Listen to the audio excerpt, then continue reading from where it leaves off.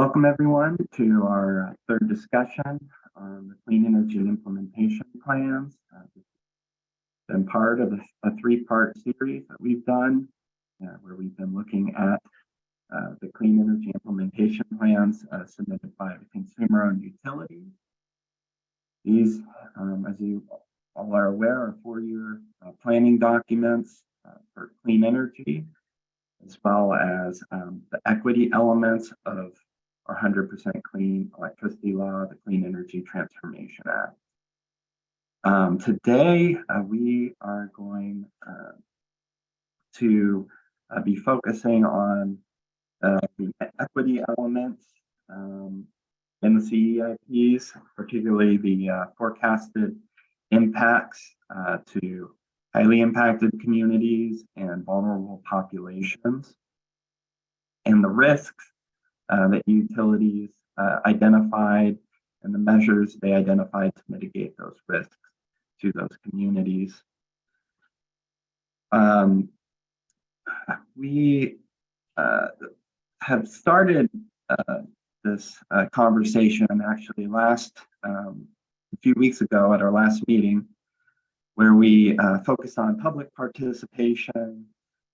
We looked at how utilities identified vulnerable populations and began to look at the actions they were going to take to help those communities. And today is a continuation of that process.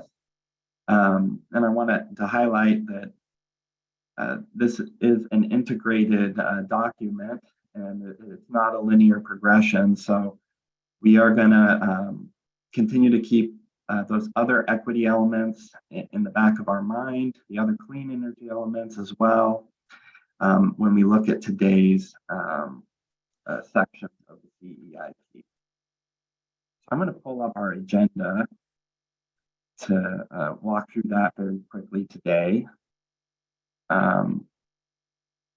You should be seeing it on your screen now. We're going to do the introductions and opening remarks right now. And then we were going to transition the discussion about the forecast benefits and costs and measures to reduce risks for highly impacted communities and vulnerable populations. At our last workshop, we had invited Avista to give a presentation on their equity work under the same law, but slightly different rules and regulations from the Utilities and Transportation Commission. We did that to get another perspective and learn from what others are doing, even under different circumstances. And today I wanted to kind of continue that and invite the Commerce team that works on our comprehensive environmental justice statute, the Healthy Environment for All Act, or HEAL, and our outreach team, who does a lot of work across the state, connecting communities to commerce programs, connecting community partnerships with other agencies, other private industries. And so we're going to hear a little bit about what both of those groups have been up to and see if there's any lessons learned we can take away from them. We'll then have a break. We'll come back. I will do a quick summary of the long-term plans that utilities listed in their clean energy implementation plans. And then we'll have some time at the end to discuss CEIPs overall, process of pulling them together, and this discussion series, whether it was helpful for folks, not very helpful, what could be done better, what should we be taking away from dedicating this time to reviewing the CEIPs.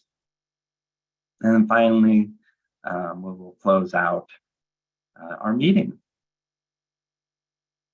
Right now, though, I do want to provide some space for the public if they have any thoughts or comments they would like to share about the CEIPs, particularly the equity provisions, or aspirations for this work. At our last meeting, folks expressed that they would like some more space to do that. So I want to do that ahead of our discussion today, and also recognize that there will be time throughout the discussion for the public to participate, as well as for our utilities to share. Again, this is a constructive and collaborative environment, and that's I want to foster a space where we can be open and talking about the successes and challenges of doing this work. So I see James with his hand up. James, feel free. Yeah. I would just like to open by encourage you guys to rethink the process, where rather having a two-spoke wheel where you have utility monopolies and government regulators who are also their own form of monopoly, but have a third spoke to the wheel, which is active participation in the public. And rather than acting shocked when somebody shows up and wants to participate, that you should expect and encourage that. And both the low income communities, or however you want to describe them, and environmentalists and people who oppose those points of views are all people in the public you should be hearing from as part and parcel of this process. That's my position. Thank you very much. Thanks, James, for those comments.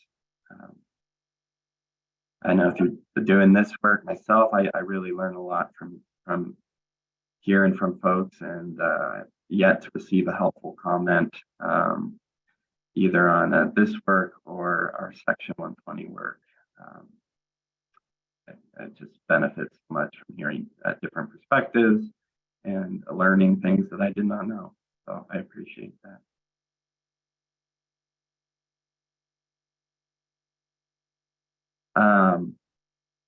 So we will now transition to our presentation.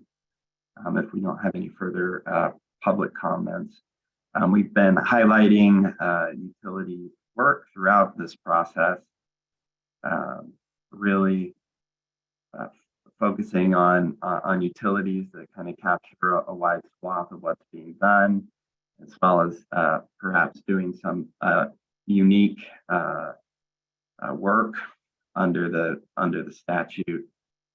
And today we had planned to have Clark Public Utility back. They presented earlier.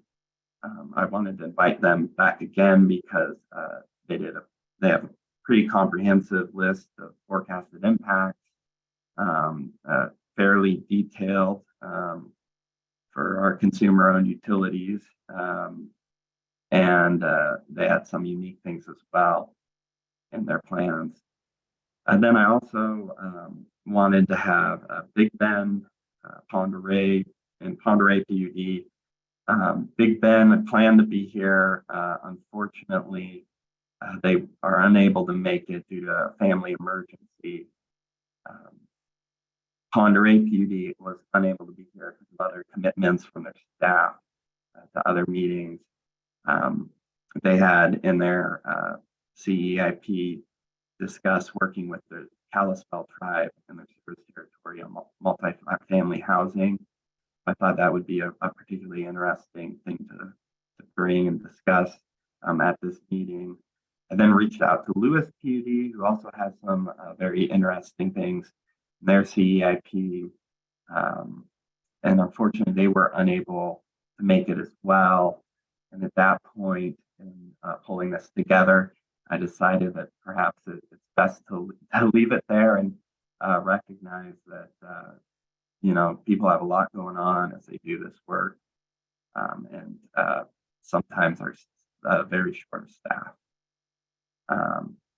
But otherwise, they would have been happy to be here and present. So we will move over to Steve Anderson from Clark. Steve, are you here? I saw you earlier in the list. Yeah. No, I am here. Can you hear me all right? I can hear you. All right. Would you like to, I can share my screen if that works easiest. Yeah, that would be great. All right. Let me see if I can put that together. And are you seeing my screen? I am. Yeah. Okay. Looks like my camera is a little blurry there. That's that's all Maybe right. I'll see it. Maybe I'm on the wrong camera. Oh, yep, there. That's me. So I'm gonna try to put this into slideshow mode so we can see it a little better. Did that pop into slideshow mode for you? It did. Okay, great. Yeah, so as Austin said, I'm Steve Anderson, Power Manager with Clark Public Utilities. The equity elements of the CEIP aren't really my area of subject matter expertise. I work more in the resource planning, so on integrated resource planning, and that definitely feeds into the CEIP. But today we're going to be focusing more on the equity elements, and I did have our folks that are subject matter experts at Clark prepare some slides for me to walk through, but just wanted to set that baseline that this isn't what I deal with every day. So kind of stretching beyond my comfort zone on a little bit of this stuff, but I'll roll through this presentation that we've got. So customer benefit indicators, Austin mentioned that we've developed some and include them in our CEIP. And the way we kind of rolled through that is we engaged with local community-based nonprofit organizations that are focused on low and limited income folks to develop those customer indicators. So we took their input. And then the way we took their input was we did a survey of community partners asking for input on potential indicators that we should use in the CEIP. And based on that survey, a draft of 6 customer benefit indicators was developed. We distributed to more than 30 community partners throughout this process. And the feedback we got from these community partners, that are focused on limited income populations and energy burden customers, was that our CEIP should focus on bill assistance programs and our energy conservation programs, which we do a lot of, and I think we lead the Northwest in the amount of conservation down here at Clark. There was also many comments that we need more multilingual program materials. So we kind of incorporated that, and just a comment that we need more collaboration across the different community organizations. So this is how we kind of got started developing our benefit indicators. And what we did was with that was I mentioned there are 6 categories and 6 indicators that go along with those categories. We identified specific actions as well as customer benefit indicators. And these indicators are going to serve as a roadmap to help us ensure that the actions we're taking will lead to not just a clean energy future, but also an equitable transition to the clean energy future. And the categories we came up with there are these 6 that are on the top with that category arrow pointed at them: energy benefits and non-energy benefits, and environment, reduction of burdens, public health, and resiliency. And the indicators underneath there that will help us track whether we're making progress on improving in these categories are kind of listed below there. So for energy benefits, we're going to be tracking conservation or energy efficiency and renewables and electric vehicles within different census tracts using the Department of Health disparity map. And so we've got these different indicators that will help us track whether we're making any progress there. And some of them are fairly straightforward, like keeping track of EV registrations in the county and keeping track of the percentage of above code new construction, and definitely tracking the percentage and the volume of energy burden customers we have as we try to reduce the number of energy burden customers in the county. And we'll also be keeping track of the number of outages to help us with resiliency and that type of thing. So some of these indicators are pretty easy to find. Some of them are a little squishier, but this is what we came up with to help us kind of go down the road towards, a more equitable and clean energy future. So we have some strategies that came out of that, and the strategies are pretty straightforward, to target conservation and renewable energy programs and electrification programs that can provide long-term solutions for a more clean energy future here in the county, but also particularly for disadvantaged customers. So we're designing customer and community electric vehicle programs that are targeted for our census tracts that rank in the 9 or 10 on the Department of Health disparity map, which we used as a great tool to help us identify where we need to target our programs. We also are developing and utilizing a vulnerable populations dashboard that will help us target bill assistance programs to customers in most need. So with Empower DataWorks, they developed a dashboard with us that we can go in and look at different census tracts and see, what percentage of customers in that tract are energy burdened, and other statistics. So that's helping us. And through that dashboard, down at the bottom there on this slide, it notes that the analysis identified 18,153 households that meet the energy burden definition. That's throughout the county, and it varies by each census tract. So through the dashboard, we're able to look at that, where those 18,000 customers reside, and target programs that can specifically help them out. On the indicators part of this, I mentioned that we will be looking at participation rates in conservation programs and renewable energy and electrification programs. We'll be focusing on those disadvantaged customers, what's known as the vulnerable populations and highly impacted communities and energy burdened. We'll be looking at customer electric vehicle adoption rates and where those adoption rates are occurring in the county, in an attempt to make that a more equitable distribution. We'll also be looking at, as I mentioned, the volume of energy burdened households in the total service territory and by census tract, so we can keep track of that, what shows up here on this map. If you look down at the, I guess it's the lower left, that's the highly impacted communities map, and the 9s and the 10s are the purple areas, and you can see we've got quite a bit there if you're looking at the whole county. So that's where we're going to be targeting many of our programs, is to reduce the energy burden in those purple areas on the graph there. One of our first programs that we're working on as part that came out of the CEIP is that this year we are providing our mass transit agency, which is known as CTRAN here in Clark County, with a $100,000 grant to support passenger bus electrification and charging infrastructure for that electric passenger buses. And in exchange, CTRAN has agreed to deploy their fleet of electric vehicles to run on routes that coincide with the census tracts we've got there. So with the 9s and the 10s, with that purple area, we're going to work with CTRAN to focus, having the electrified bus routes kind of running through those purple areas to decrease pollution and provide a more equitable clean energy portfolio in the county. So the outcome hopefully will be cleaner air in those disproportionately affected areas. This is just kind of a first step towards a bigger conversation about electrification of not just passenger vehicles, but larger vehicles like transit.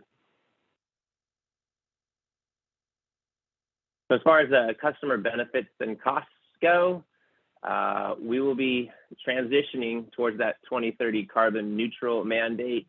And as we do so, there will just be some broad community benefits that we've identified. I mean, one that's pretty straightforward for us at Clark PUD is the River Road generating plant. It's a natural gas fired 250 megawatt plant.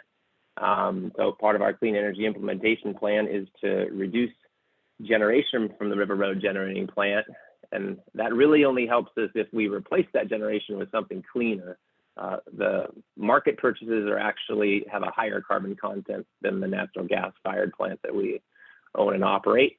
So when we displace the plant, which we're planning on doing more and more of, we're going to be replacing it specifically with carbon-free resources to help us meet those non-emitting percentages that are in our CEIP.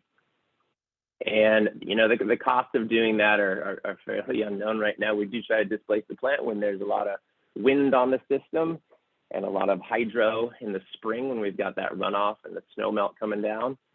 That's when we typically try to displace the plant, and we'll be looking for opportunities to do so and kind of clean up our energy portfolio in that way. We've also have a targeted program development and deployment. We're focusing on that. So our most valuable efforts in reducing energy burden and improving highly impacted communities are just kind of use that disparity map and target deployment of things like the bus routes. Our board has earmarked $1.2 million to help fund these efforts. So we've got some money set aside to help us with that targeted deployment of programs. We also have access to renewable energy programs for vulnerable populations, and we'll be looking for cost-effective solutions like community solar programs that are targeted towards low income and energy burden folks. And as far as reducing the risks, we'll be reducing risks through strategic staffing and program investment. A few more specific examples are we'll be increasing the funding and design for some of our existing programs like CEIP and the Senior Rate Credit, and we also have a program called Operation Warm Heart. So we'll be increasing and targeting more of our funds towards that. We'll also be introducing multilingual program materials because that was one of the comments we heard back. We'll also be targeting our no or our low cost energy efficiency program development towards those populations that are energy burdened, like heat pumps and ductless heat pumps and weatherization and water heating programs. Those will be specifically targeted and will help. That $1.2 million that was set aside will help us in that way.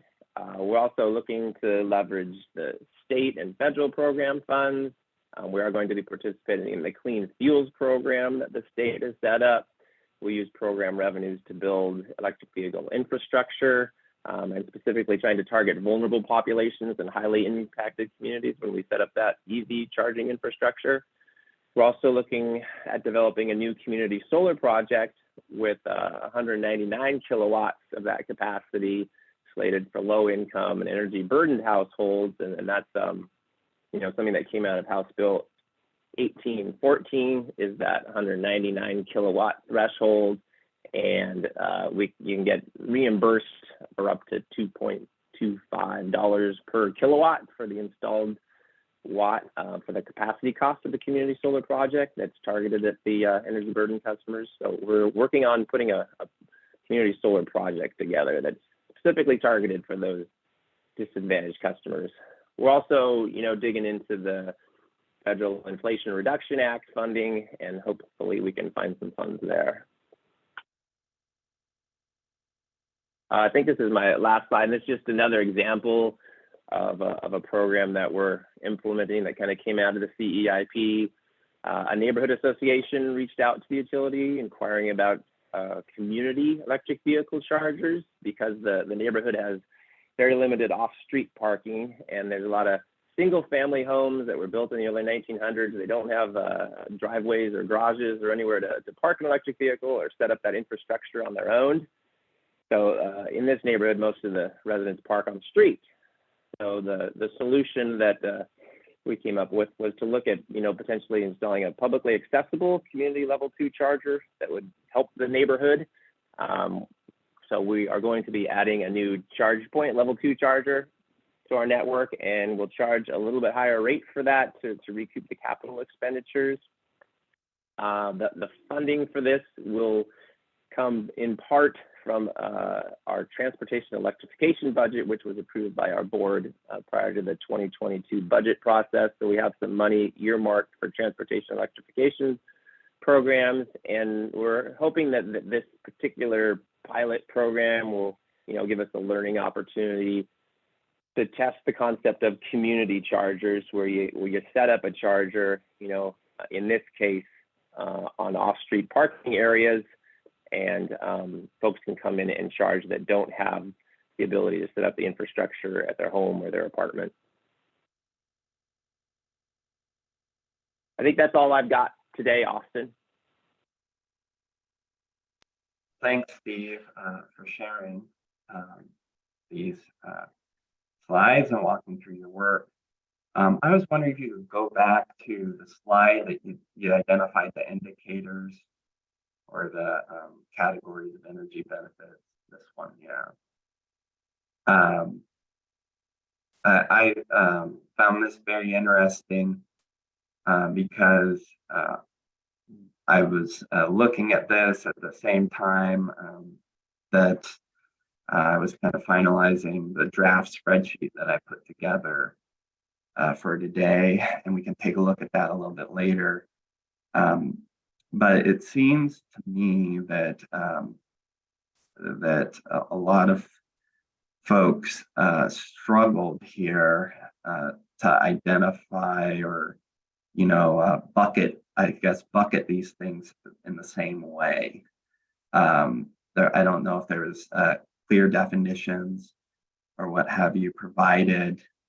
I was wondering if folks generally, if folks on the call generally did struggle with this aspect. And I'll say, some of these are, I look at like the non-energy benefits one you have here with customer awareness of utility programs. And a lot of times I ended up bucketing that under reduction of burdens on my own.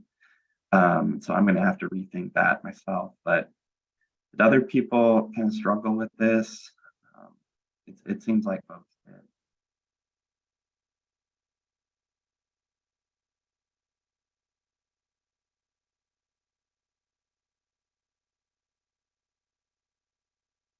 Yeah, Heather. Yeah, this is Heather from Washington Utilities and Transportation Commission. I don't know if the IOUs necessarily would call it a struggle, but the fact is that these categories are intersecting. They're not mutually exclusive, which is why we find it important to be more specific about the kind of investments that utilities maybe should consider at least. So yeah, all that to say, yes, I think this can be very loosely interpreted, and we've been trying to fiddle with sort of other categories to offer that would make sure that utilities are considering all options on the table. Thanks, Heather. Yeah, this is definitely, we're just, the real importance is the work that gets done, not the categories, but sometimes it's helpful when thinking about these to think of them in these different buckets or through a different lens. I mean, here.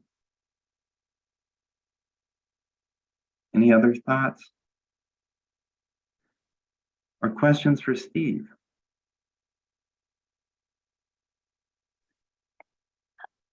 Hi, Austin. I see James' hand just went up, so maybe I'll let him speak first because I can put my hand up afterwards.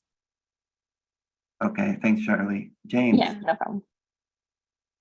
Yeah, not a question, but a couple of reactions.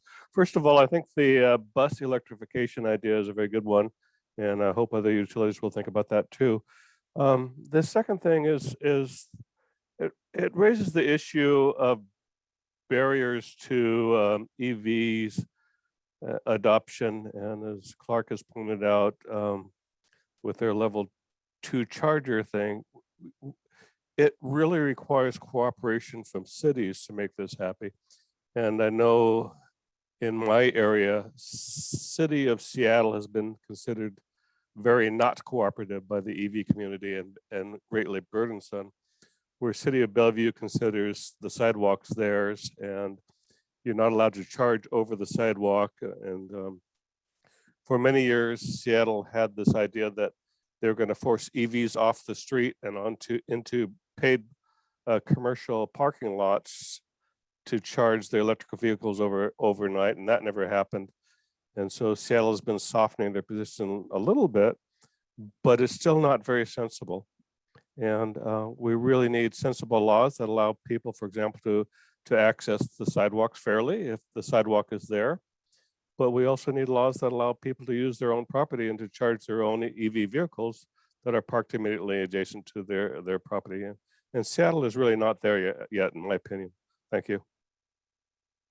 Yeah, thanks, James, for those comments.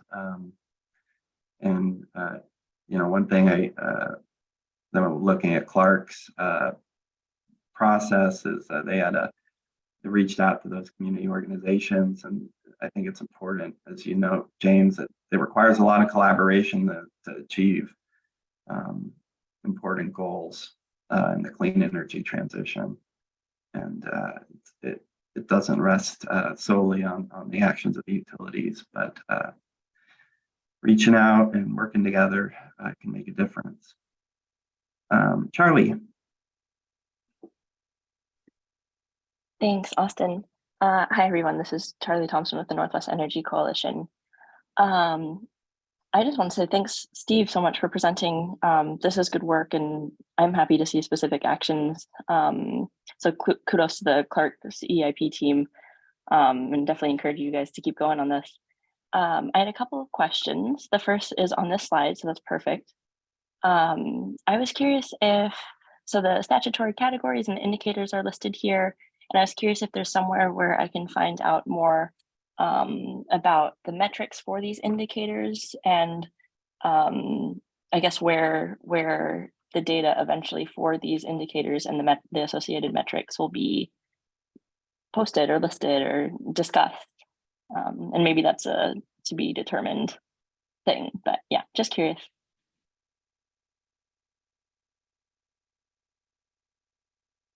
Well, I will say, I mean, for Clark, we put together a kind of a CEIP narrative. It's like a, I don't know, 20-page document that kind of walks through how we came up with the plan and what we're going to be doing going forward, hopefully.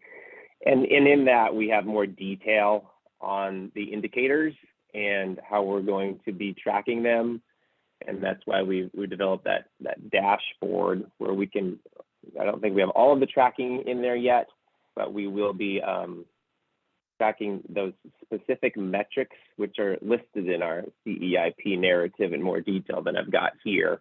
But yeah, that's the goal, is to continually track them and make sure we're making progress.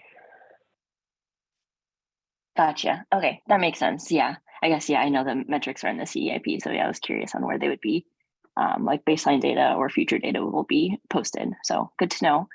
The second question I had is related to the use of IRA and bill funding. I was curious what Clark is doing to identify, or I guess learn about and plan for the use of IRA and bill funding, perhaps in the context of the CEIP. Yeah, so we're still working through the Inflation Reduction Act and potential benefits there. I think, you know, it's not my area of expertise that I work in, but yeah, from what I hear from our energy advisors, some of that information is not available yet, and it hopefully will be early next year. So we're kind of waiting on some information on, you know, incentives that are actually available to individual customers. I do hear those conversations between our energy advisors and our customers, and there's still some uncertainty out there with respect to what incentives they can actually get on a customer level. And when we know that, we can better target, you know, our disadvantaged communities. Okay, yep, that makes sense. And from what I know, everyone's kind of in the same boat there. So I was just curious. Thanks again so much, Steve, for the presentation. Yeah, you're welcome.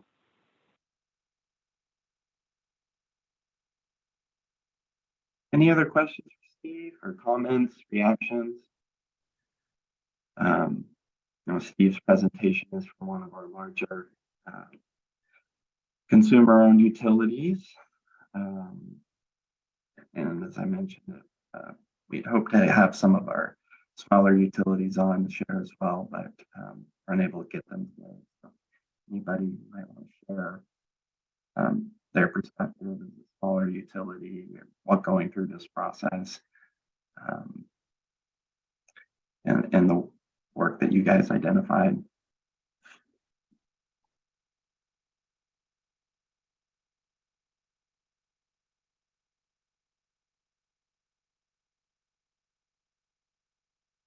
If not, well, thanks, Steve, for your presentation. And Yep. I will do a little bit of sharing from what I found in looking at this part of the CEIP. I'll look at the small utilities that couldn't make it here today, particularly Big Bend, and then throughout today, I'll kind of be making some general observations from the work that I did analyzing the CEIPs. That's still in process. There's a lot to look through, but I think we can make some conclusions today, generally about what's in the CEIPs, and then the spreadsheet allows you to dive deeper into individual utilities. So starting with Big Bend, as an example, they identified two actions related to operations, maintenance, and reliability. They're going to update two particular substations in their area to benefit members in the north and south of in an area in the north and an area in the south that could use some improved reliability and reduce outages in those areas. So those were really geographically targeted actions. They also had listed their BPA low-income weatherization program and their direct bill assistance program as being particular actions, impacts that they're forecasting for benefiting and reducing the burdens of vulnerable populations and highly impacted communities. And then they had listed improved program outreach to their members. And then some common ones across the smaller utilities were maintaining their existing contracts for BPA, for energy security, and identifying additional clean energy resources as something that they're going to continue to look at for environmental benefits. Among other things, again, I think Heather was right to note that these categories have many different benefits related to them. You could make a case that the energy efficiency one is not only reduction in burden, but also a public health benefit, or at least a private benefit to the members of those homes. Received weatherization. So I'm going to then now zoom out from that particular utility. Again, this part of the report is pretty hard to interpret, given the way folks approach the work. So a few things to note when we look at these. A lot of the utilities, concerned utilities, did not specify, distribution benefits and costs specifically to vulnerable populations and highly impacted communities. A lot of folks rather reference benefits and costs to all their populations.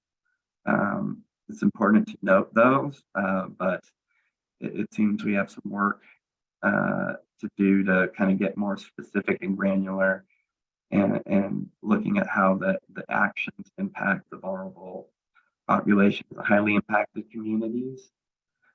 The responses or the information provided around the forecast impacts that apply to all customers tend to fall into the three main buckets. Those are the energy security, or maintaining, BPA contracts, existing clean energy contracts, operations and maintenance, and identifying potential new clean energy resources. So, and a lot of those make sense as something benefiting all customers, because they have environmental benefits to everyone. However, they're not very specific. There's not a lot of, planning. Again, going back to the earlier presentations on the clean energy targets, a lot of our utilities are already over that 80% threshold. So there's not, for instance, any examples of folks really in the forecast impacts diving deep into their service territories and saying, hey, we're going to develop resources here or there for this or that reason. There's some of that, but it's pretty little, and that could be expected. When discussing the named communities, folks really focused on energy efficiency, direct bill assistance, demand response, and outreach. And so my interpretation of looking at it was that folks view these programs as very important to these communities and an integral part of the clean energy transition.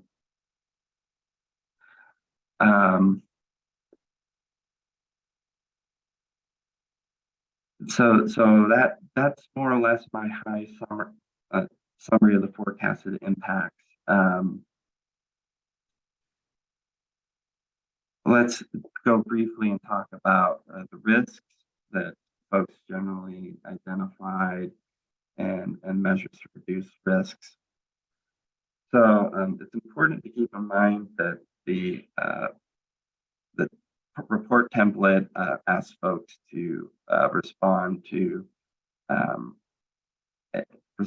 and focus their attention on identifying measures to reduce risks. It didn't ask folks to identify risks themselves. Nonetheless, we had 12 utilities that did explicitly state risks to their communities in their CEIPs, and I just wanted to highlight those briefly.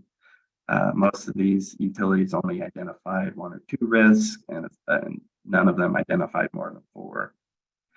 The most common risks among this group that were identified were utility bills, unhealthy or unaffordable housing, and household income, low household incomes. And this was followed by less frequent response, identified risks for transportation costs and pollution, lack of awareness about programs, language barriers, and lack of internet access. So there's about 2 utilities that identified the transportation costs, pollution, and same for lack of awareness about assistance programs. And only 1 utility identifying language barriers, lacked internet access. Again, you could look at the reports and zoom out and think about, well, what measures did they identify and how do those, what are those measures responding to? And you can kind of induce a reason what folks were looking at. So let's look at those measures. So frequently mentioned measures to reduce risk for folks were, again, not surprising, the expanding energy efficiency and direct bill assistance programs for folks. Improving reliability for communities, and maintaining or acquiring more clean energy resources. There are 2 other general categories that people mentioned for reducing risks to communities. These 2 categories were only mentioned 3 times by utilities. Transportation electrification, so we have Clark, Mason PUD number 3 in Wakayakum, and demand response, which is Klickitat, Snohomish, and Franklin. And if you've participated in these workshops and looked over the Excel file, you know that there are a lot of utilities, or at least some, that mentioned these different categories across the CEIP, which had different sheets. And so when I give this information, I'm really saying, how did they respond to this particular question? It doesn't necessarily mean that these were the only utilities to mention demand response or transportation electrification. However, they were the only utilities to mention these as mechanisms to reduce risk to communities. So it's I view it largely as going through this process for the first time, and not necessarily connecting all the dots across the CEIPs, even within the individual ones.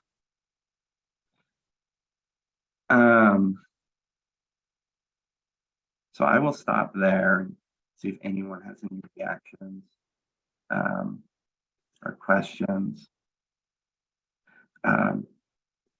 Blake, you have your hand raised. Yeah, I just wanted to double check if you were talking to a slide or not. Felt like maybe you were, but I just wanted you to be aware. Yeah, I appreciate that, Blake. I do have, I did create slides as I did with the other presentations, and I'd be happy to share those.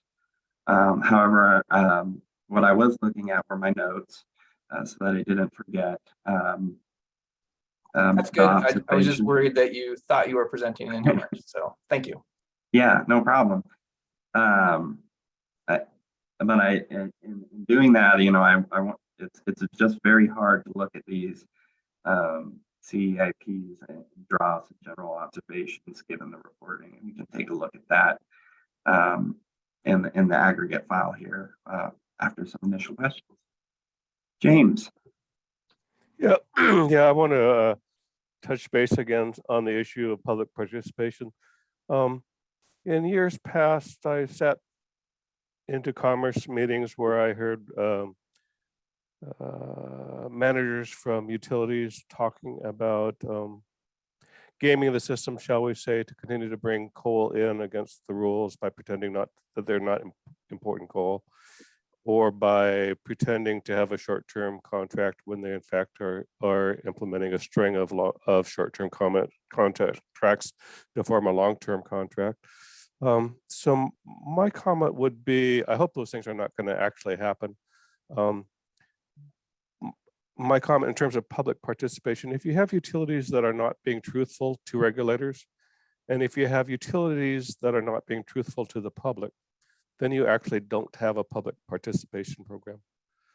And you will develop a reputation very quickly with the public for being not truthful. I know my local utility has a very bad reputation with the public in terms of being not truthful by constantly engaging employees. And once you have that reputation, it's very hard to get back out of it. So I would encourage utilities to try and always be open and honest with regulators and the public. And if you have something that you cannot talk to about the public with honestly, just say so. I know my local utility had a transmission line where they were not able to tell us who was using that transmission line or why. And I think the public was very understanding and accepting the fact that in rare cases, companies do need to keep secrets. But if a company tries to keep a secret of everything all the time and tell people things that are not true, then you've got problems. Thank you. Thanks, James. The clean energy implementation plans are certainly an opportunity for folks to engage in public processes and build those relationships and trust. Marielle. Hi, everyone. And thank you for that breakdown, Austin. I was just wondering if you saw much or any references in some of the CEIP review to risks related specifically to the harm of disconnection and harms of not having access to power and to electricity needed for household activities.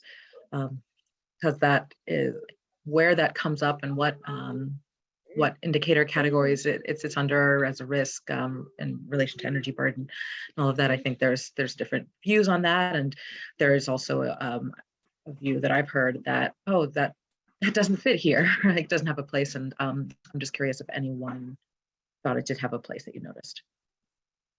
Yeah, great question, Marielle. And this, I think, gets back to the question about how this information is collected into these different sheets and where it shows up in the clean energy implementation plans.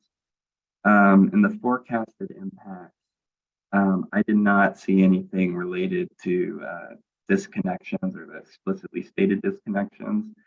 There are the impacts in the forecast for benefits regarding the programs that reduce energy burden, so that help people not be disconnected. But there wasn't anything particularly related to explicitly saying we're going to focus on disconnections here.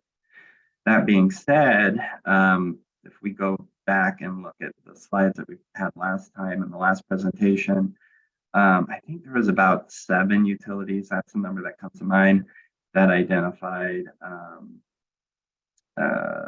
other aspects as well as related to disconnections like arrearages. But no, there was not that I can recall any real focus on disconnection as a metric or something that was forecasted in the plans.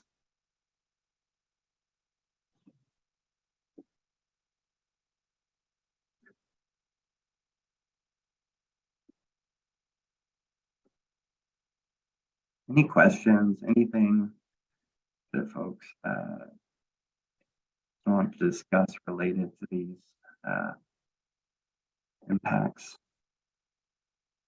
And I think going back to the of this presentation, they had a lot of different things they were forecasting, very high grain, or very in the weeds. A lot of the stuff reported in the CEIPs here, and again, it might largely be the way it's reported through the template was provided. That high grained analysis is not there. Fine grained. Gosh, it seems like it's Friday already, but it's only Thursday. I'm starting to make mistakes in my language. Appreciate you holding, sticking it through with me.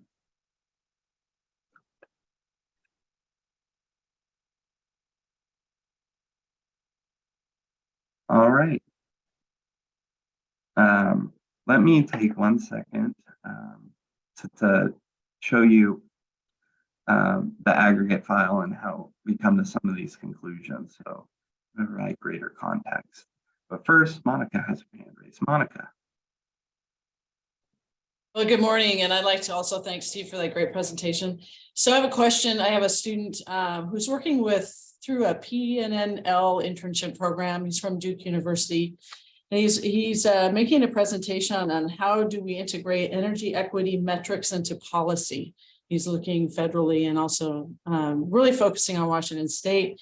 And I'm wondering, and I think you were just about ready to lead to that, Austin, is there a website or a place where he could go where there are like links to all of the CEIPs, or does he need to go individually to each utility to get that information? Yeah, that's a great question. Why don't I walk through that and we'll kind of move towards where I was headed and looking at those, so it can kind of give a sense of what you might find if he were looking for these plans. So let me quickly we need to pull up our web page here. So I will share the screen for folks. Okay, there are my notes here. All right. So if you go to our Clean Energy Transformation Act webpage, if you Google that, put in commerce, so you pull up our page and not the UTC, you will be able to scroll down and under our compliance and reporting section, you can find the CEIPs. Now, they are under resources, and you click on the adopted CEIPs link, and it will take you to all of the CEIPs submitted by consumer-owned utilities. It does not include the 3 investor-owned utilities, Avista, Pacific Core, and Puget Sound Energy. Those are filed or in the process of being filed at, or negotiated, I should say, at the UTC. Avista has adopted theirs, so it is available. The final version, the final versions for Pacific Core and Puget Sound Energy have not been settled yet, but you can look at what they initially proposed. The way I would do it is I would not go to those individual CIPs and look for each one. I created a aggregate file where I more or less copy and pasted everything out of those CIPs into one file. And then I've done some analysis to try and better understand what is in the clean energy implementation plans. That analysis, I think, is helpful, but folks might find other things more useful. So I'm going to pull up the Excel file here. I see we got a comment in the chat. Okay, good. I'm glad that was helpful. Now, are people seeing the file I have open right now, or are you still seeing the web page? Should be seeing the file I have open. We can see it. Perfect.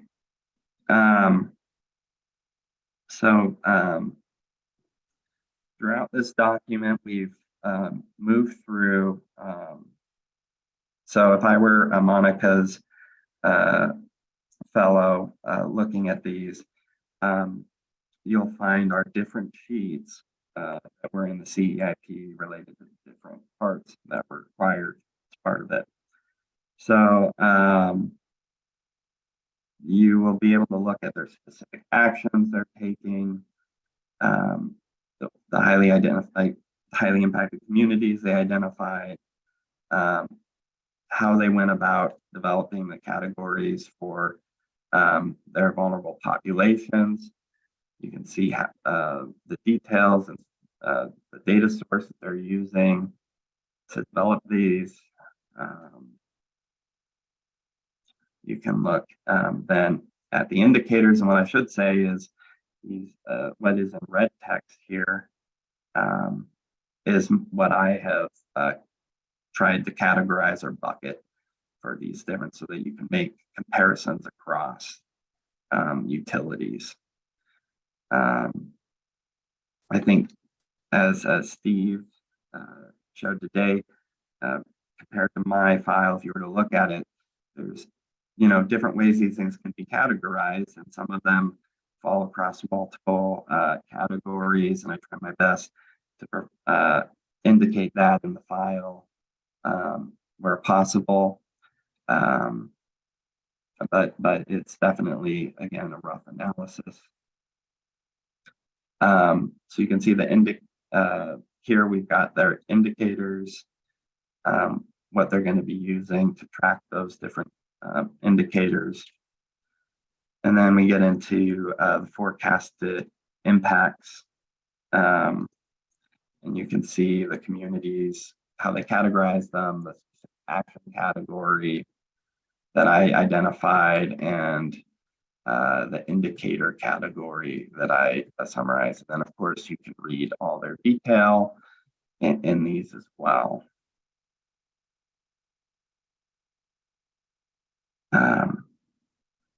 And then you have their public participation processes and on and on.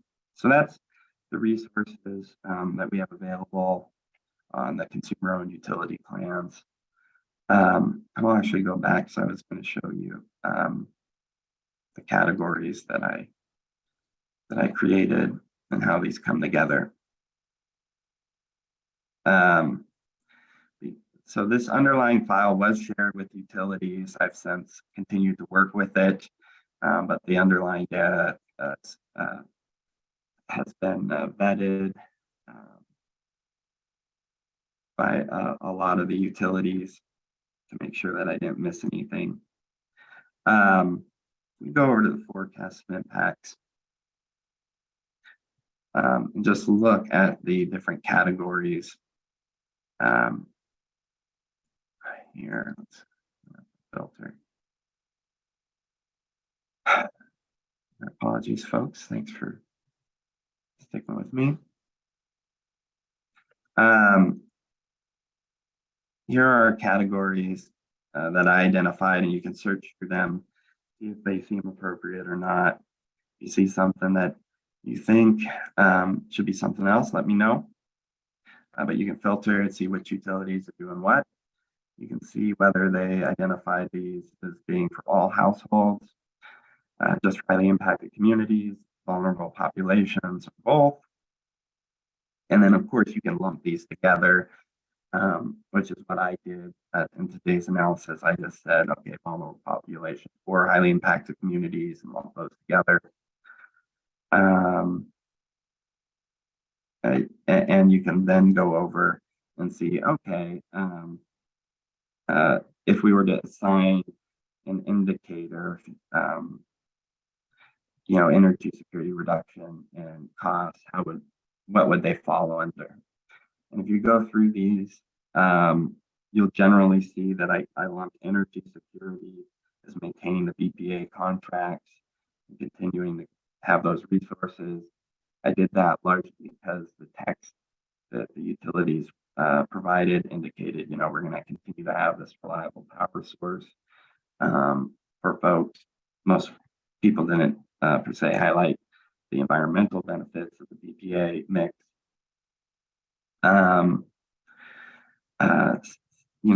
Similarly, I discussed how for energy efficiency, energy assistance, I categorize as reduction in energy burden. Also note as you get into the weeds here that some of the outreach categorized in the same bucket. For instance, Steve had that categorized as a non-energy benefit. And I categorize as a reduction in energy burden because I often discussed doing outreach for those programs to increase participation to ultimately reduce energy burden, would be the hope. And then health benefits, etc. You can play around in here and take a look for yourselves. All right, we are a little bit past the top of the hour. Any questions about that Excel sheet after looking at it?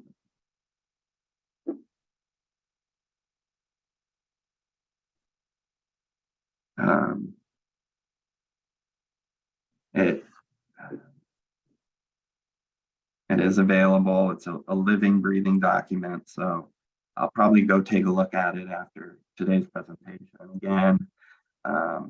But most of the, I might have categorized things in different ways, but I tried to apply the same methodology across utilities. And then for a lot of the other ones that were, I think, less wishy-washy, I feel pretty accurate. I feel pretty confident that I've captured a lot of the different categories. I've been through it at least 3 or 4 times. That's not to say that it's perfect. So you're always invited to take a look and let me know if you see something different. Or maybe a way of analyzing the data that I did not think of. All right, well, I've been talking a fair amount, and that's never a good thing for folks. So I'm going to stop talking. It'd be more interesting to shift our attention to my other commerce colleagues who are going to share a little bit about their work under the HEAL Act, which is our comprehensive environmental justice statute. They'll kind of explain what that is. It's different work than what's required in the CEIPs, but very, very related. So maybe we can learn some lessons and key takeaways from that work. And then we will look at the work that our outreach team does and do the same thing. So I think Forrest Watkins is first up. Forrest, are you here? Yeah, let me just share my screen real quick. Hello, everyone. And Austin, I did just message Sue, so hopefully she'll be able to log on in the next few minutes here. Okay, thanks, Forrest. All right, hello everyone. My name is Forrest Watkins. As Austin mentioned, I'm on the HEAL implementation team here at Commerce. So working in particular on environmental justice or EJ issues, and I'll be sharing a little bit about the agency's EJ community engagement plan and how that relates to HEAL implementation, and then turn it over to Sue to kind of zoom out a little bit and focus on the work that the agency does as a whole. And I think I recognize a few names on here from prior work on the Clean Energy Fund. So hey to everyone who I know from that work. And I just want to emphasize before I get started as well that this is just kind of where we're at in the process and the process we're going through, and some learnings that we've started to accumulate. So some of it may be applicable to your situation in your communities, and some of it may not, and that's all right. So this is Commerce. You're familiar with us by now, but just emphasize that we work across a whole array of different sectors, from energy policy and funding programs to other infrastructure, broadband, water systems, economic development, including different sectors of the economy from clean tech to tourism and hospitality, as well as housing, community service and facilities, crime victims advocacy, and planning and technical assistance to local governments. So really broad portfolio of work, and the environmental justice work that we're doing really is cross-cutting across all these different sectors. The HEAL Act, or Healthy Environment for All Act, is really just one part of a constellation of different equity efforts happening across the agency. So just worth emphasizing that this is just one among many, like CETA, like the pro-equity anti-racism work that's being managed in collaboration with the Office of Equity, and others as well.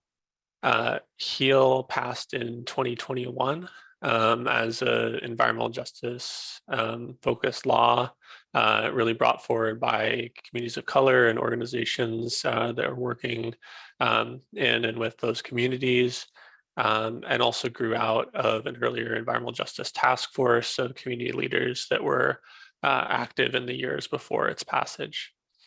The HEAL Act really centers communities that have been affected by pollution in Washington, and requires that certain covered agencies incorporate environmental justice or EJ considerations into agency operations and decision-making processes.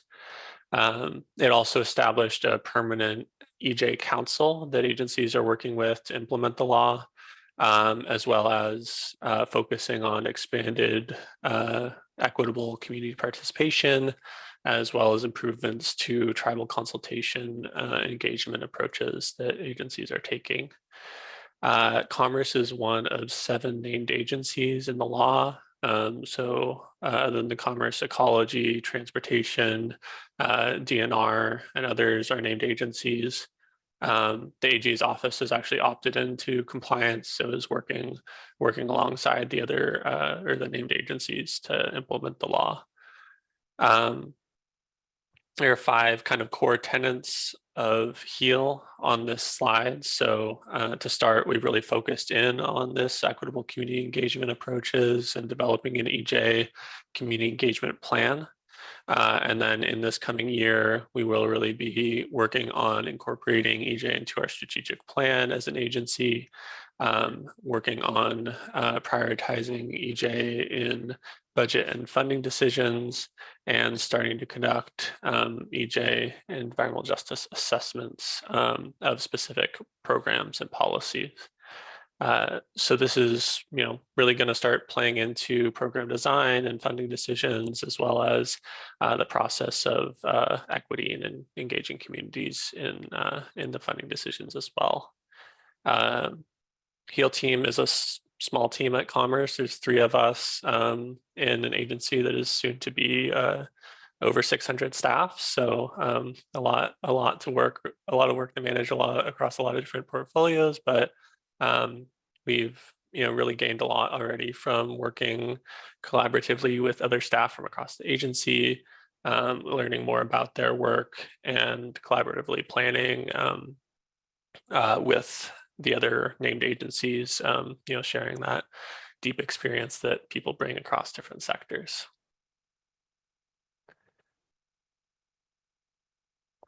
So I want to focus the rest of my time here on community engagement and the provisional EJ community engagement plan we've put together. So just as a little background, environmental justice is rooted in strong community engagement. The definition of environmental justice that is in the HEAL Act really focuses not just on fair treatment and, you know, environmentally just outcomes of state policies for communities, but also on the meaningful involvement of historically marginalized communities in our decision-making processes. So that's one way that the two are kind of inextricably linked. And also we know that, you know, equitable community engagement can really cause us to rethink some of our old processes from a different perspective, allow us to kind of modernize those or make them work better for people, for our partners, and for communities around the state. So it's really integral to a lot of the work that we're doing right now. Commerce, as part of a HEAL Act requirement, as I mentioned, released a provisional EJ community engagement plan in July of this year that continues to be developed in consultation with the EJ Council and further consultation with communities, consultation with tribes. So there's more work that is ongoing to fully implement this plan, but there's a version out there on the program website that I can link in the chat after I talk here. This isn't meant to be a comprehensive plan or even, you know, authoritative in the sense of being a playbook that can tell us exactly what to do in every single case. But it does include a lot of, I think, great advice and tools that are pulled together from many years of experience, feedback from communities and partners, and best practices that were pulled together through the interagency process and the knowledge of other HEAL Act agencies. And many of these are things that we've really, you know, been hearing over and over, frankly, from community members and partners for years, but haven't, you know, really yet fully implemented on a systematic basis, or they're things that we frankly faced barriers to implementing due to policy or, you know, capacity issues or other factors. Last thing I'll note is just, you know, this is really an agency specific plan. So it's tailored to our programs and policies and communities we serve. So not everything is generalizable across the board, relevant to every organization, but I think there are, you know, good tools in here, and it's you know, really meant to help people think through what does equitable community engagement really look like for us and for our program. Especially when we as an agency are engaging with communities that experience a lot of pollution, that have had to deal with related issues like racism, health issues, or a lack of access to facilities, centralized resources like healthcare facilities and healthy food. So those are all factors that come into play. I won't go through every part of the plan in depth, but did just want to share a few highlights from the different sections. So first of all here, just this first part of the plan covers the kind of initial planning phases, as well as principles and some best practices for good community engagement, such as what's on the slide here. And there's more detail on all of these in the plan, but just as an example, of, you know, this one around meet people where they are.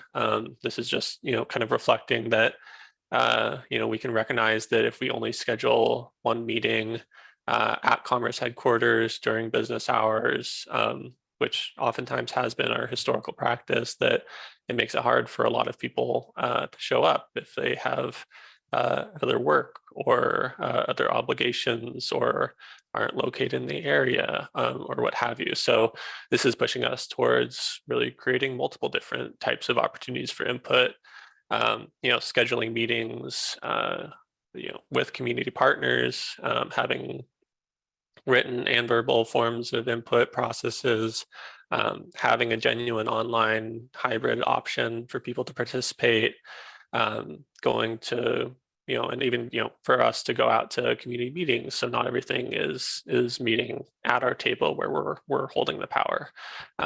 So those are kind of just some of the general principles that that come into play. And then this first part of the plan also has worksheets that help staff identify urban communities and vulnerable populations, and start to plan some of their engagement process.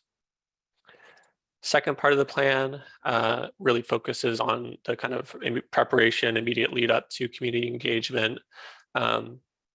The example on this slide is a spectrum of community engagement, which is a tool that is adapted from a version developed by Rosa Gonzalez of Facilitating Power, and is really, I think, is really a really helpful tool in just helping clarify for a team that's going out to do community engagement, what are our goals and what are we hoping to get out of this community engagement. So it really helps provide clarity around that, as well as informing some of the activities that we may be doing to achieve those goals. And it also is helpful in providing clarity to community members who maybe want to participate, and how much their input is going to inform the final decision, and what they can expect out of the process realistically. So yeah, and then just acknowledging, there's some definitely structural barriers to this in many cases, but we are starting to think about how we can push in the direction of the green arrows towards the right end of the spectrum, towards collaborating with and deferring to community members where possible. That's a long-term process, and everything along this spectrum is a valid way of engaging with community depending on the context. But the main thing we're really trying to encourage here for conference staff is just to be thoughtful about the best way of engaging with communities, and really accounting for barriers of participation that may come up, whether that's being in a remote area and having a long travel time to a meeting, the meeting not being held in your language, or accessibility issues, what have you. So that's one of the focus areas of this section. And then there's also a little bit more on some of these different types of activities that may best serve or be the preference of target communities, as well as some partnership strategies for community engagement. And then this third and final part just focuses on providing a framework for staff to evaluate their community engagement approaches at each stage. So before, during, and after the engagement. This sort of thing may play into environmental justice assessments or other portions of some of the future HEAL implementation. But for now, it's not so much a requirement of staff, but instead just focusing on how a tool that providing a tool to staff to kind of help with continuous improvement of the community engagement process. And this is just reflecting the fact that engaging with communities, we're entering into a relationship. There's no one definitive answer or method that's going to work in all cases. There's often a lot of trial and error. We're just really starting to implement this, but just in the last week or so, we got a piece of feedback from community members who we had a set of programs coming out that were pretty closely linked in terms of their subject matter, and they were kind of all going out for separate listening sessions around the same time. And so we kind of just got the input, why wasn't this just combined into one listening session? Because that's really challenging to make 3 separate listening sessions. So there's always a balance, and there's always imperfections in the process, but to the extent we can continue improving and being better at engaging with communities, I think it's really helpful in being a trusted partner.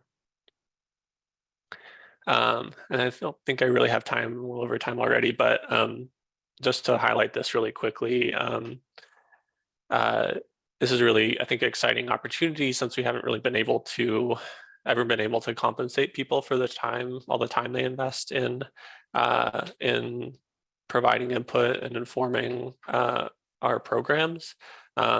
Oftentimes people have kind of been acting as basically unpaid consultants to inform how we can provide equitable grant opportunities or what have you. And so this is something that is the guidelines from the Office of Equity were just released, and how we can compensate people for providing lived experience in community engagement opportunities. So just a really exciting opportunity and something to be watching if you have a moment. Few resources, I'll try to drop these in the chat, and that first webpage is where you can find the current version of the provisional community engagement plan. Yeah, and I think that's all I have for the time being, so I'll leave it at that and pass it over to Sue if Sue is on.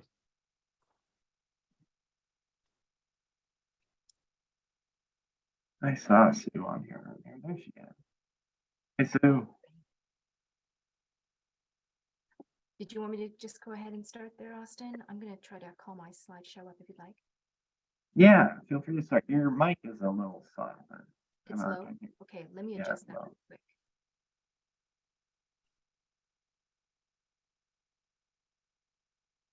Is this any better?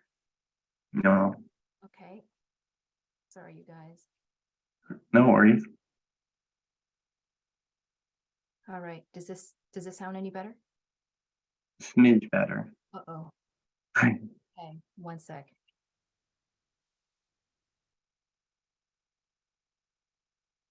And while you work with that, I appreciate you sharing for us what's been going on at the HEAL group. There's a lot of good work there, and I think resources folks can pick up, amend, do what they, take what feedback they want and incorporate that into their work, learn from it. So how are we doing, Sue, on the mic? How's that sound? Any better? A little better, a little staticky, but we can. Okay, well, it might be because it's on another system. Oh, now you're cutting out.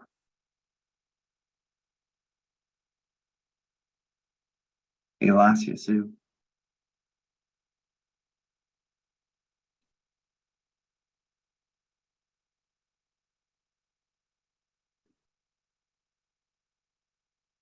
I still can't hear you. Can you hear her for us?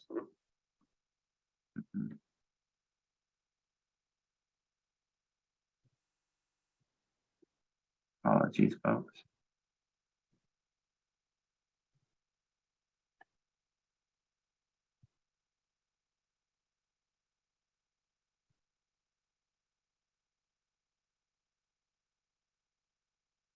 Any questions for Forrest while we work through Sue's microphone? Any observations, reactions?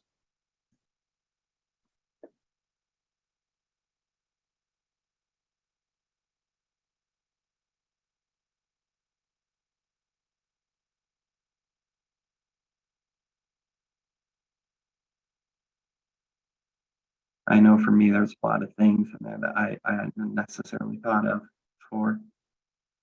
Is this better? Can you hear me? No.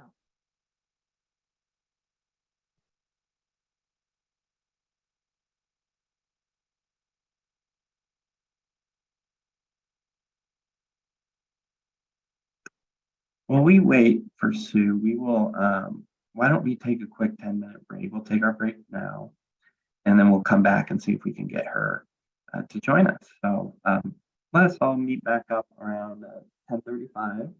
I'll see you then. Okay, thank Thank you. you so much. Thanks. All right, I'm back. Can you hear me? Okay, I can hear you now, Sue.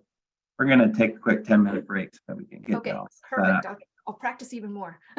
set. All right, sorry about that. 10 rate. No worries.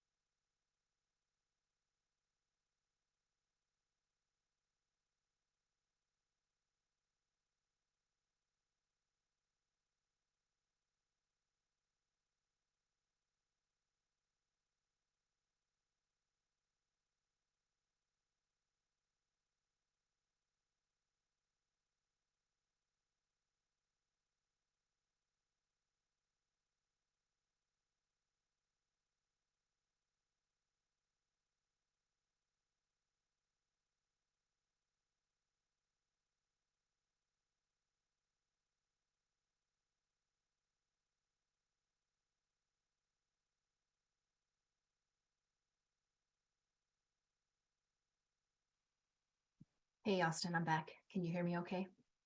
I can, Sue. Thanks for working with us and getting the mic going. No worries.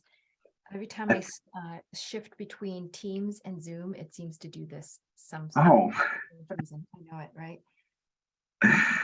that has not happened to me, but I'm not surprised to hear that happen to somebody. And of course, it's always when you're like doing something like this. Oh, anyway, I'm going to Yeah. start my screen just to make sure that you can see my screen okay. Yeah, I can see your presentation right now. You can. Okay. Yeah, and we'll get started here in just a minute. And while we do, I just tell folks that we will put these slides online for folks to have both, Steve's presentation earlier as well as our commerce slides. We can make those available. Great. And you are seeing my notes page or my slideshow? I'm just seeing your slideshow. Perfect. We're good. Okay. Just Well, why don't we get started?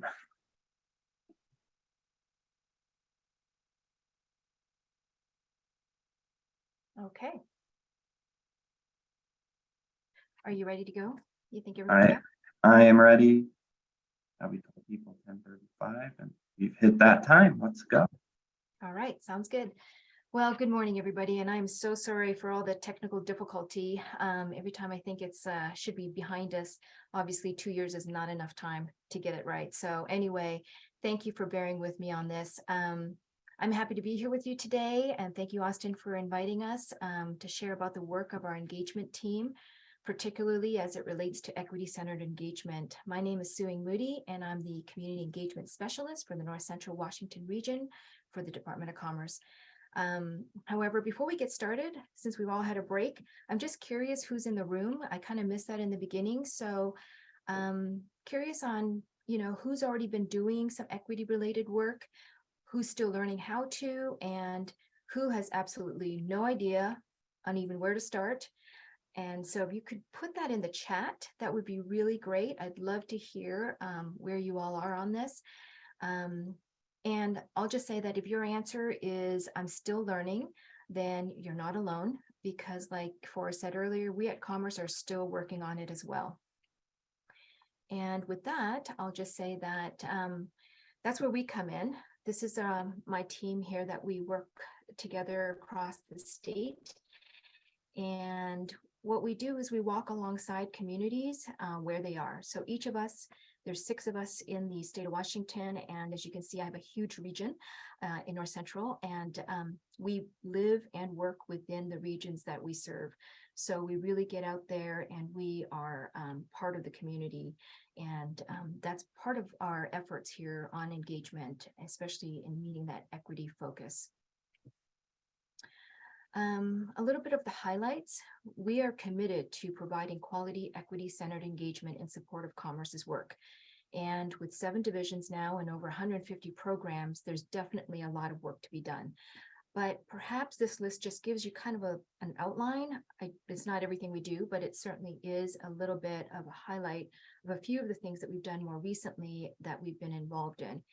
And so I'll just start by saying, first, we members of our team were involved in the Environmental Justice Community Engagement Plan that Forrest was discussing earlier.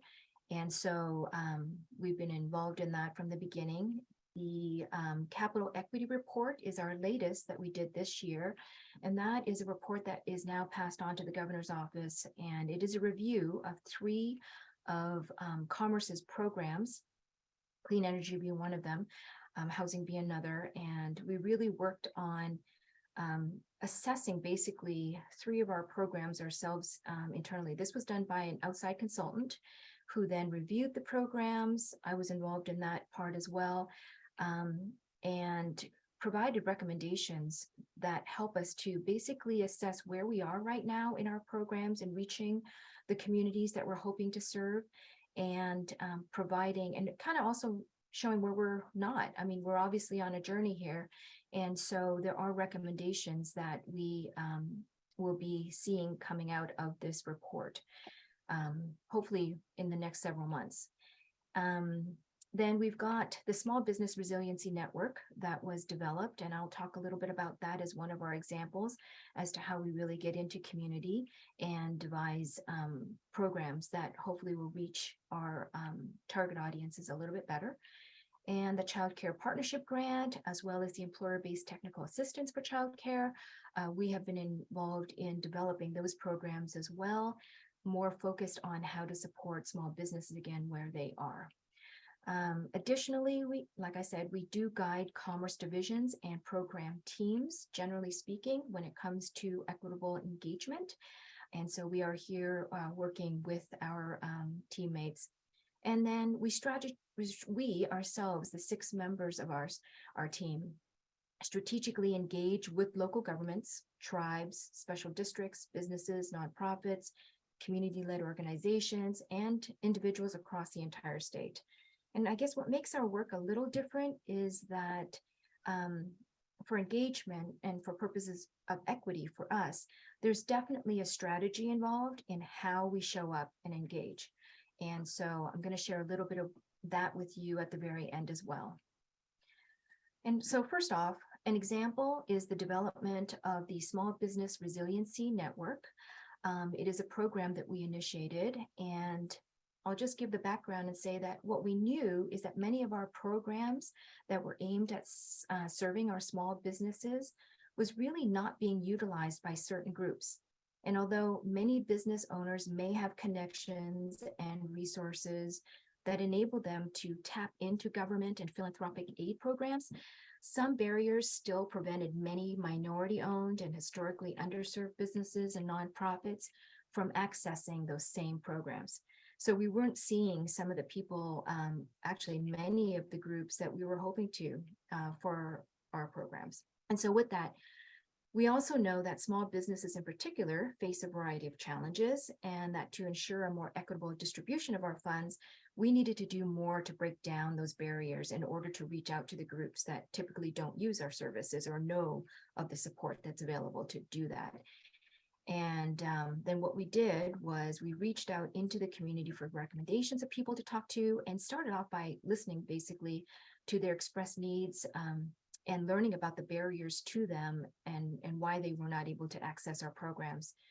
Then we went and targeted literally the unserved and underserved county areas, literally by mapping them out, and researched the communities to understand their particular needs more in depth, and making then personal contact to begin building relationships with trusted community members and partners. And today, Commerce, as you can see from all the logos here on the screen, Commerce now contracts with 30 small business resiliency network partners across the state to provide in-language outreach and culturally relevant assistance to small businesses that are furthest from opportunity. These partners then provide services at no cost to the entrepreneurs, small businesses, and nonprofits within their community. And they focus then on working with the historically marginalized and underserved within the region as well that they serve. So with this network's help, we're able to leverage the impact of our work at Commerce to ensure a more equitable distribution of the resources that we have available. And I will say that the use of equity-centered engagement strategies really takes time. And so it's really about maintaining and fostering trust and building relationships with community organizations. And this is one of our programs that we stood up that really does showcase how that really is a win-win for everybody. And then something else we learned is that just knowing about us at Commerce doesn't mean that people are able to access our programs or even use them. And so they might know about it, they might hear about it. So we wanted to better understand the barriers even more. And so we conducted a study assessing the needs of small businesses in Washington, which meant for us, businesses that were focused on micro businesses of 5 or less employees, or that made less than 100,000 a year in annual revenue. So what we discovered then from this was that investments in time, trust, and technology are what were the 3 top items that kept coming back. And that's what these businesses needed most. On the issue of time, we discovered that on average, business owners need somewhere between 40 to 80 hours of assistance, which is best. And like Forrest had said earlier, you know, it's usually after hours, it's evenings, weekends, And of course, this made sense because a lot of small businesses don't have the time to really be thinking about planning or talking to us about how to even access resources when they're busy working. So again, that was what came out of it. The other thing was trust. It was shared that there was a higher level of trust, especially when getting information from a government organization, especially with some cultural groups, that it would be more trustworthy if we provided the language, the information in their language, and then also provided possibly through technical assistance with business owners that they were already familiar with and trusted within their own communities. And we learned that although access to capital and financing was really the top unmet need for marginalized groups, minority-owned businesses, and those in rural areas, they face unique challenges systemically as well, though, because they can't access capital sometimes because some of the traditional lending options aren't available to them, or they're just not there in the region, or for varied reasons, they are excluded from qualifications. So that was another issue. And then technology. It probably isn't any surprise to anybody anymore that during the pandemic, it's clear that not everyone has access to technology in quite the same way. Either you don't have reliable internet, or you might not have the tools to do it, or you don't know how to use any tools because you haven't had the training. So having a place where they can go physically to get help was important, which is a big problem when many of our resources today are only available online. So at the end of the day, the more we knew about the real barriers, the better that we could do about addressing the real issues and even prioritizing our resources to help fill those gaps and scale our services in a way that's meaningful to meet the equity requirements of how to best serve these historically unserved or underserved communities. And then another thing we know is that there really is no secret formula or one-size-fits-all approach when it comes to centering equity and working with communities in general. However, with that being said, there are definitely some best practice strategies that we know are important. So what does that mean? What our team always does is start by identifying where we've been missing the mark, looking at where there are gaps in the delivery of our services, and asking ourselves why that might be. Then before we head out into these communities, we do a little bit of homework to understand what may be important to these communities, because all communities are a little bit different. So in respect of that, we consider what may be the best way to engage with them. And again, we consider, the time, trust, technology factors that I mentioned earlier as well. And when we engage members in the community, our group is pretty mindful to be really listening to hearing the stories of what they think they need. And and why, basically letting go of any of the assumptions and meeting them where they are. And I have to say that sometimes we might be wrong on where we thought when we did our research that, this is what they need. But honestly, when you get to them on the ground, it may look a little different. So it's important to share that space with other trusted community partners and basically let them lead the way.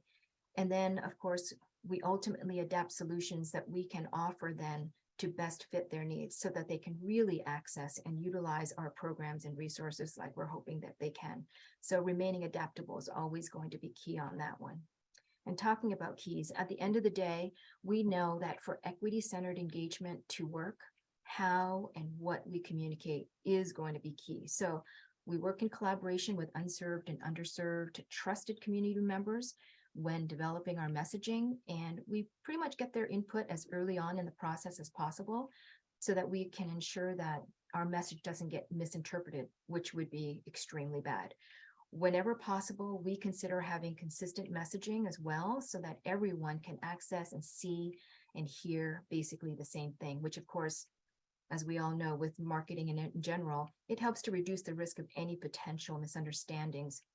And we also know that misunderstandings these days can really lead to a lot of mistrust moving forward. And we just can't afford that when we're trying to build trust. And then, of course, how we get the message out is critical. And as we learned, using forms of media that are meaningful to the community we're trying to reach is very important. since there's really no point to post something on the internet when the majority of people we're hoping to reach won't even see it because they don't have access to the internet. So, you know, what we do is we find out what's the best method to reach these community members, and we learn that on the ground from our community partners.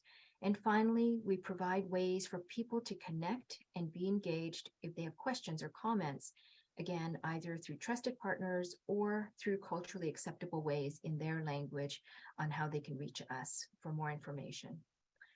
And with that, I'm going to just leave you with this final screen again. This is our region. As you can see, it is large, each of our areas. And as we meet with new groups, we learn something unique and new every time. Our work, and that's because communities are dynamic as well, so they don't stay stagnant. You know, our work to engage by centering equity is really an iterative process because no two communities are the same. And we know that the journey of walking alongside communities will take time. So our focus on equity, if it's going to be impactful, we know will need to be engagement that basically ultimately establishes meaningful relationships long term. So with that, I just want to say thank you for letting us share the experiences of how our commerce team and the engagement is working to ensure that our programs and funding resources are equitably distributed across our state. And I put this up here also because I want to say, feel free to contact me or any of my colleagues here on the map in your region or not. If you need anything, we're always happy to help where we can. So yeah, I'll just leave you with that. Thank you so much. Thanks, Sam. That was very helpful.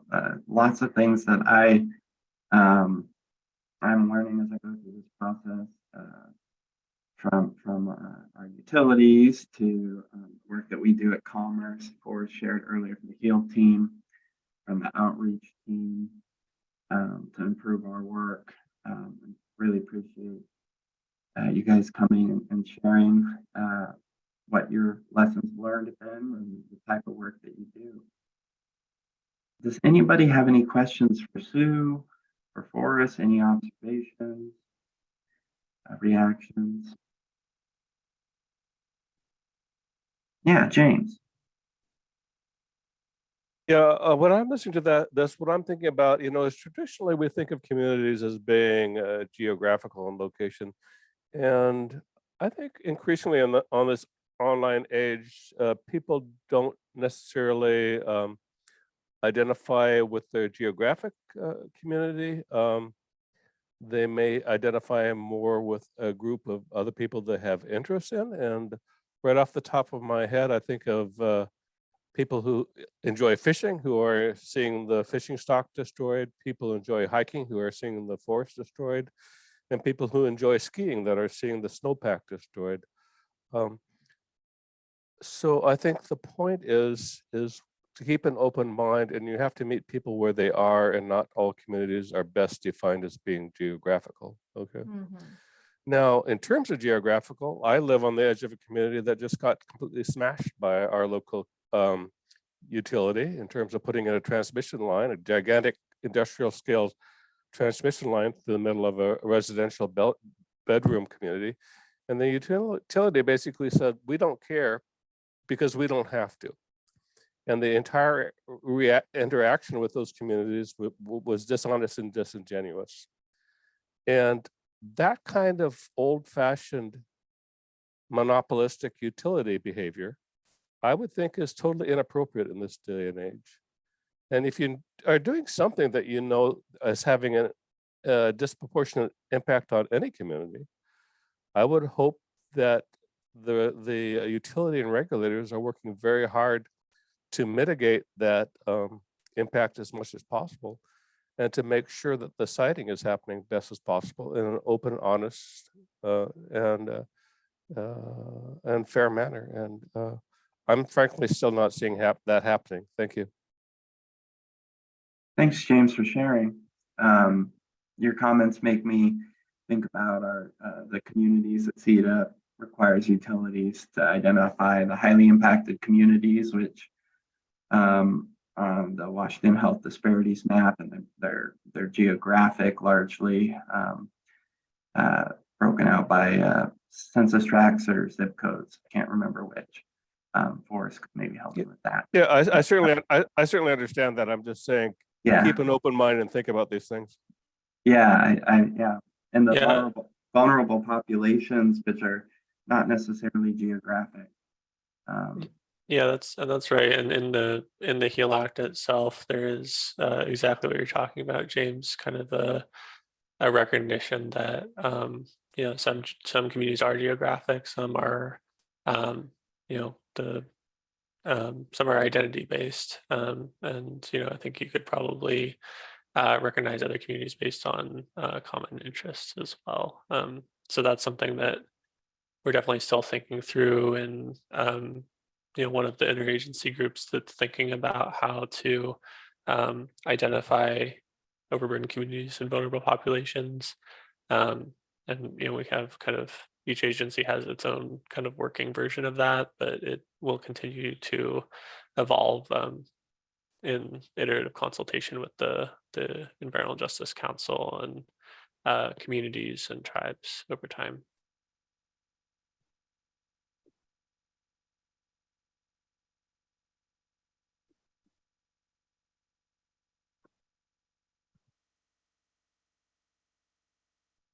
Any other questions or thoughts for our group? We'll post their slides online for folks so you can have them and review those materials. We do have the community engagement plan that Forrest reference and it through in the chat.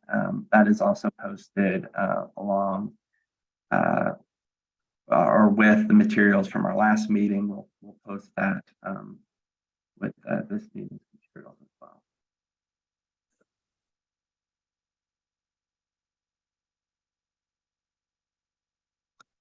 All right.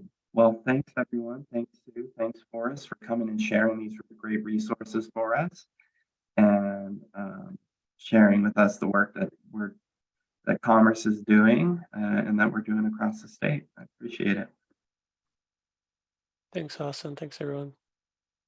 Thank you. See you all.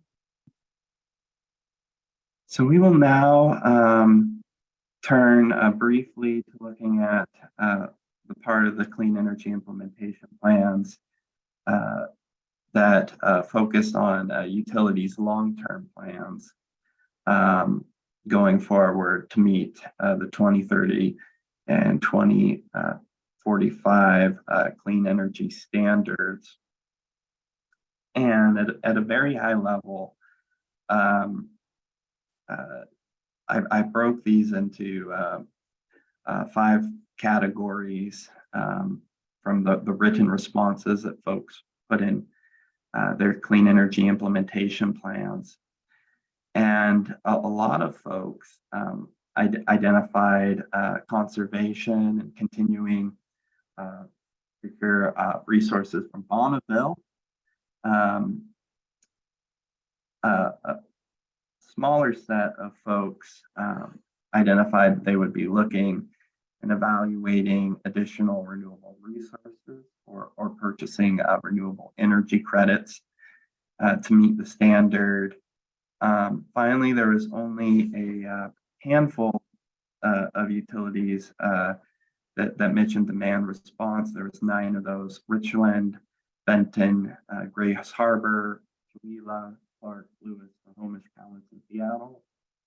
And only one utility that mentioned transportation electrification in this section of the CEIP, and that is Clark.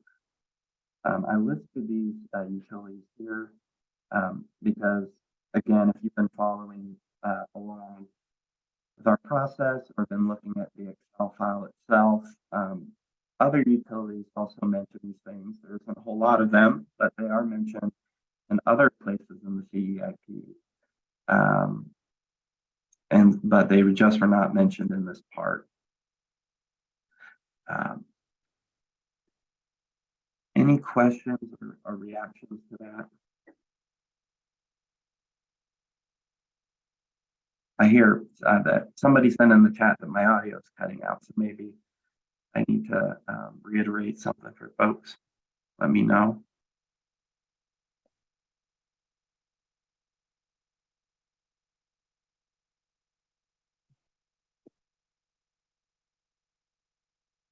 Okay, well, let's move to our last item, which is inviting open comments about the clean energy implementation plans, this process to complete those plans, things that you learned as part of that, as well as this discussion series, any observations, if folks found this discussion series helpful.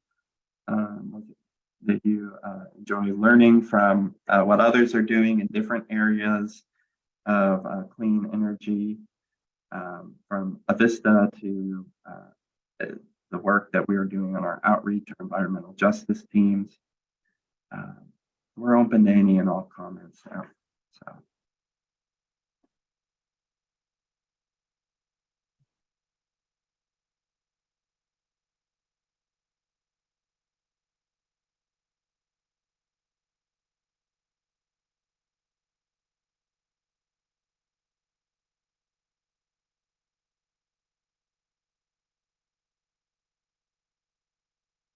Monica, raise your hand. Well, thank you, Austin. I represent the Center of Excellence for Clean Energy and work with the community technical colleges across the state. And I'm wondering with those who are on the call today, if there's anything that they see in the workforce coming up the pipe or pipeline, especially in dealing with the reporting and whatnot, if there's anything that the colleges can do to help as far as educating our energy program folks. Anything that we can do to implement or help you as you move forward with these initiatives. Yeah, thanks for that question, Monica. Does anyone have thoughts? And I will put my contact information in the chat if something comes up later that you'd like to share. Perfect. Thanks, Monica.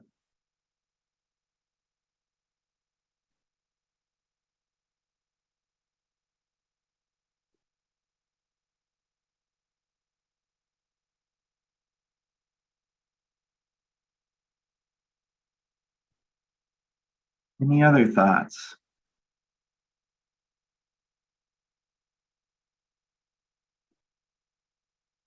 Well, if not, I certainly, oh, Charlie. Hi, sorry, I feel like that happens a lot where someone starts closing something and then another person immediately raises their hand. I did have a few thoughts. I was just waiting for others to chime in first. Just reflections on the CEIP process for COUs and kind of, I guess more or less hopes for implementation of the CEIPs. So I've looked through a few handfuls of the COU CIPs and have been involved in the energy assistance group discussions as well as these discussions. And a few things that keep popping up to me, one being demand response options. I think that overall, throughout implementation in future CEIPs, there could be more exploration of demand response options, grid interactive water heaters, time of use rates, smart thermostats, et cetera, and setting demand response targets in CEIPs. Because I think I noticed that the majority or many of the COUs didn't have a specific demand response target in their 2021 CEIP. Tacoma Power, I think, had one, and that stood out, and that was nice to see. So overall, yes, demand response. Another thing that stood out to me was perhaps we could benefit from a renewed commitment to energy efficiency as a priority resource for CETA compliance. The last regional power plan, I believe, showed that there was a lack of energy efficiency targets and meeting those targets among utilities in Washington. And I think that this is energy efficiency is a necessary option that can be used to reduce energy burden and mitigate market price volatility, et cetera. So that's something that I think NWEC would like to see more in implementation and in future CEIPs. Overlapping, I know we have separate discussions for CETA Section 120, which is about energy assistance programs. So I won't touch on it too much in this discussion, but a lot of us here who are involved in that have had discussions about the making program availability and funding available for low-income households, for all low-income households, and not just programs that are designated for seniors only or disabled customers, et cetera. And then I think the last thing that I was thinking about that I had jotted down was that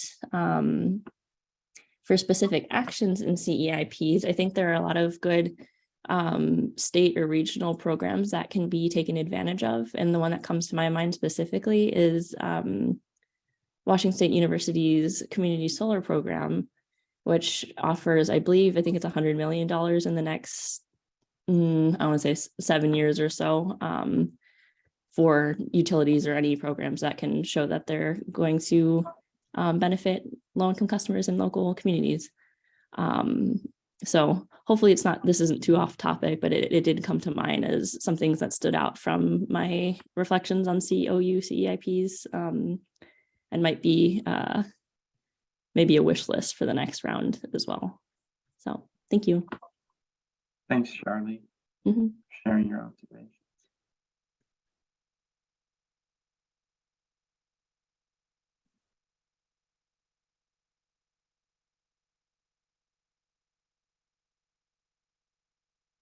There are no other comments. I'm going to thank everybody for attending this workshop series. I've learned a lot through this process from everyone that's come and presented to us, going through the CEIPs in more detail,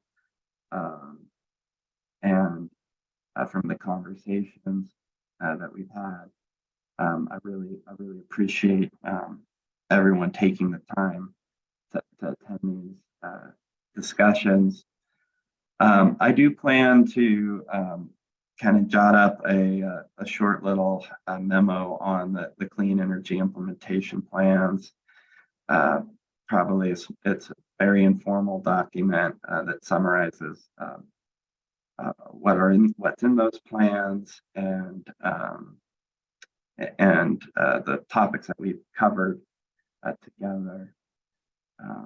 I don't know when that work will get done. We've got a lot of other things going on, as you know, fuel mix, integrated resource plans, the energy assistance work that Charlie mentioned, but I do plan to do that and make that available on our website for folks so that you don't necessarily have to scroll through the giant Excel document or go through our discussion series recordings to figure out what we've learned from this process. So be on the lookout for that, but it's likely down the lines sometime. So if you have any questions for me, always feel free to reach out. I'm always available. And I thank you all for attending. Have a great rest of your week and weekend. Bye now. Thanks, Austin.